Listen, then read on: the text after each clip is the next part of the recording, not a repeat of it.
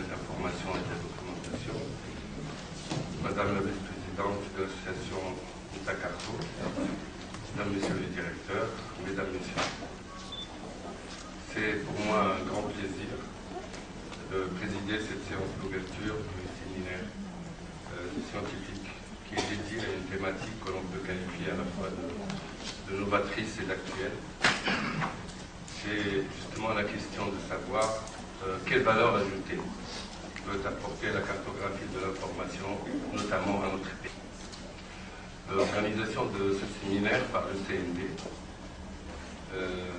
qui s'inscrit dans le prolongement des différents rencontres et séminaires scientifiques sur des thèmes aussi variés que l'open access, la veille ou encore le text mining, a été dictée par la nécessité pour notre pays de s'approprier les technologies de la cartographie numérique de l'information dans les processus de gestion électronique des documents et dans les cycles de veille informationnelle pour promouvoir l'analyse et la diffusion automatique de l'information. Nous souhaitons faire une opportunité pour examiner ensemble les questions liées à la cartographie de l'information et un espace d'échange et de partage des visions et des approches des professionnels de l'information, des décideurs, des chercheurs, des gestionnaires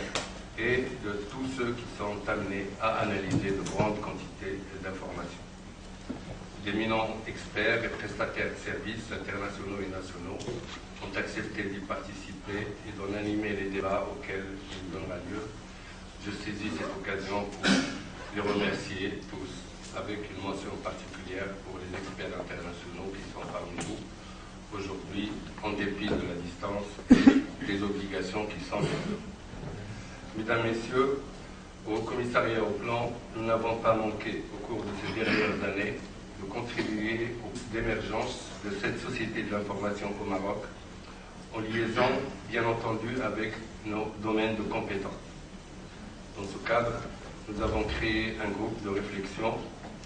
qui a effectué un diagnostic et élaboré une stratégie de collecte, d'exploitation et d'analyse des statistiques sur l'éthique, tenant compte des recommandations internationales à ce sujet. Dans le même registre, nous avons introduit la technique de la lecture automatique des documents, qui a permis le dépouillement exhaustif des questionnaires du recensement général de la population et de l'habitat de 2004 dans des délais records, à savoir 6 mois, au lieu de 2 à 3 années pour exploiter seulement un échantillon de 25%. Nous utilisons actuellement, à l'occasion des travaux cartographiques du prochain recensement général de la population de 2014, des cartes numériques prises par satellite. Nous avons également adopté le projet Computer Assisted Personal Interviewing, CAPI, collecte assistée par ordinateur des données des différentes enquêtes statistiques et démographiques nationales. Par ailleurs, en matière de formation et de recherche, l'École des sciences de l'information, dans le cadre de la réforme, a rejoint le groupe des grandes écoles marocaines d'ingénieurs et lancera son cycle des masters spécialisés dans la gestion de l'information. Parallèlement, le Haut Commissariat au Plan s'est engagé dans un programme ambitieux de mise à niveau informationnel. Ainsi, il a procédé à la refonte de son portail institutionnel, acp.ma, dans le cadre de l'amélioration permanente de sa politique de diffusion des différentes analyses, études et indicateurs et agrégats économiques et sociaux démographiques. Ce portail de nouvelle génération qui s'inscrit dans le mouvement de l'open access et celui de l'open data utilise les dernières technologies du Web 2 afin d'assurer les meilleures fonctionnalités de recherche et de partage de l'information et de la documentation produite par le Haut Commissariat au Plan. Dans une première phase, ce programme a privilégié au niveau du CND l'introduction des nouvelles technologies de l'information, puis le plan zéro papier pour la période 2006-2010, dont les principaux objectifs se résument à étendre le champ de ces recherches et en réforme documentaire, à ouvrir le grand chantier de la numérisation, à réduire les délais de disponibilité de l'information, à poser à proposer une information plus riche et plus structurée, à rendre ces processus internes plus efficaces et enfin à mettre en place le Centre national d'intelligence documentaire à l'horizon 2015. Dans la même perspective, le ACP a lancé une étude de faisabilité pour la création d'une institution d'intelligence économique et de veille stratégique pour le développement économique et social du Maroc.